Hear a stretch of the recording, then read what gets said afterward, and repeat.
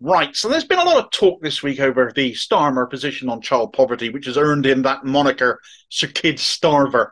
And while his shadow cabinet members made idiots of themselves trying to justify and defend this position, he himself was off having a lovely day, meeting up with his idol, Tony Blair, a man who is the very definition of a lack of self-awareness, who makes far too many rare interventions, whose opinion is unwanted and never asked for. He is utterly damaged goods. He's like some irritating parasite that won't leave you alone, constantly returning to suck more of your blood.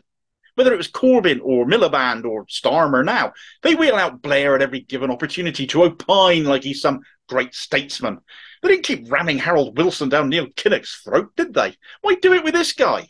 He's a war criminal who got away with it.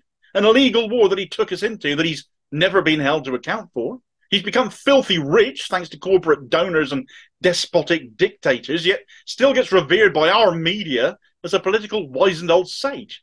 He isn't, and the crap he's still trotting out on TV shows shows it. And by what he says, you can extrapolate that in government, this is what Starmer will end up doing, because the man is completely in his thrall. Starmer, the man who pretended to be continuity Corbyn, only to become Blair on steroids in reality. That's quite the dishonest streak, as if any more proof of that was ever needed.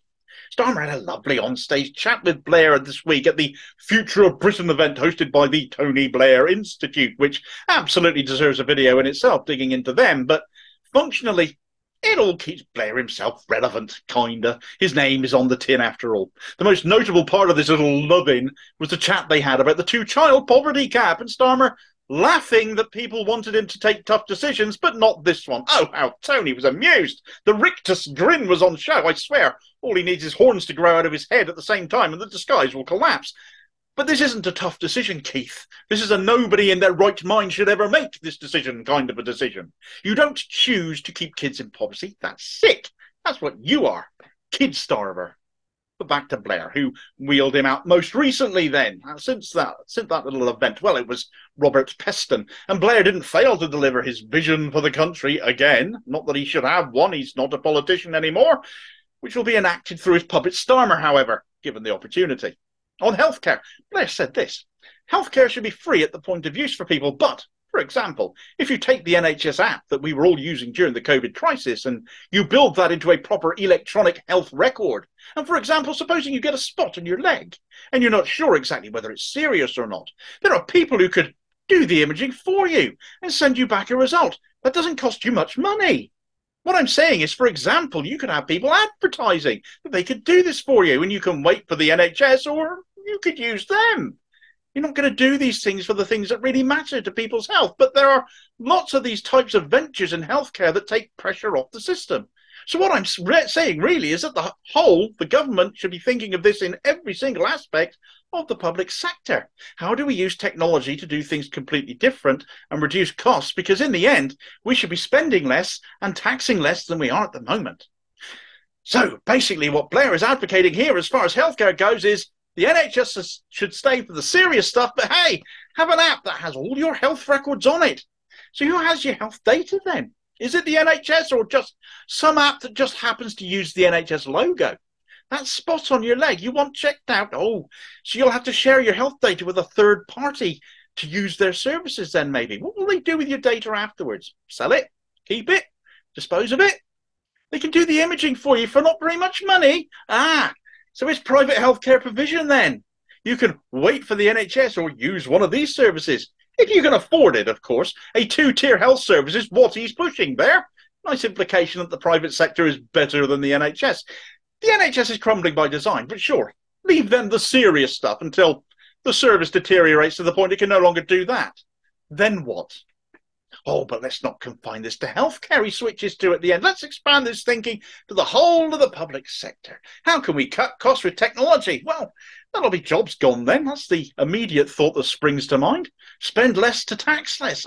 So we finally come around to Tory ideology again. You can see why Thatcher called Blair her greatest achievement, can't you? She bloody loves Starmer, though.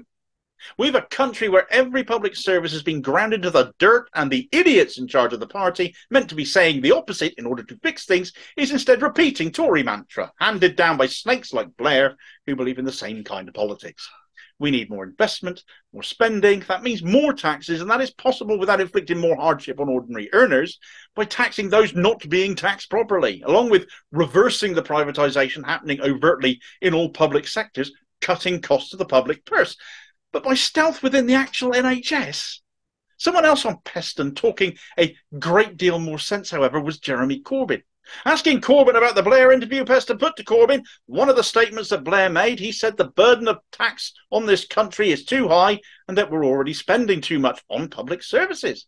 Corbyn's response was a clever one as well as a caustic one, and he said, well, it's a very odd thing for him to say, but then he is a very wealthy man, so maybe he would be worried about taxes. But let's unpick that for a moment.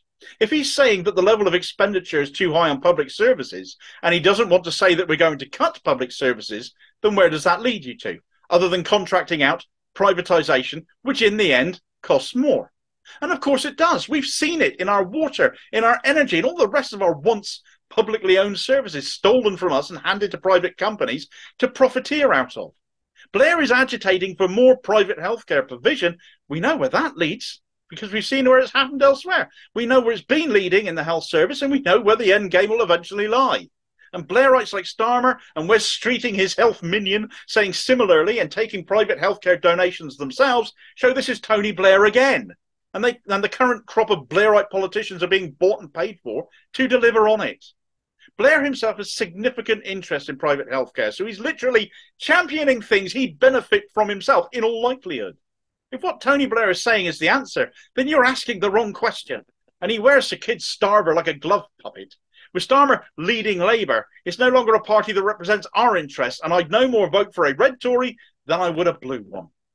Thanks for watching. I hope you found this video useful. Please like, share, and subscribe to the channel if you did. New content is posted daily. Meanwhile, here's another video you might like amongst hundreds of others where it isn't just Blair propping Starmer up, but people in the media too. And well, when he U-turns on policies, they end up looking like complete Burks, and deservedly so. I'll hopefully catch you on the next vid. Cheers, folks.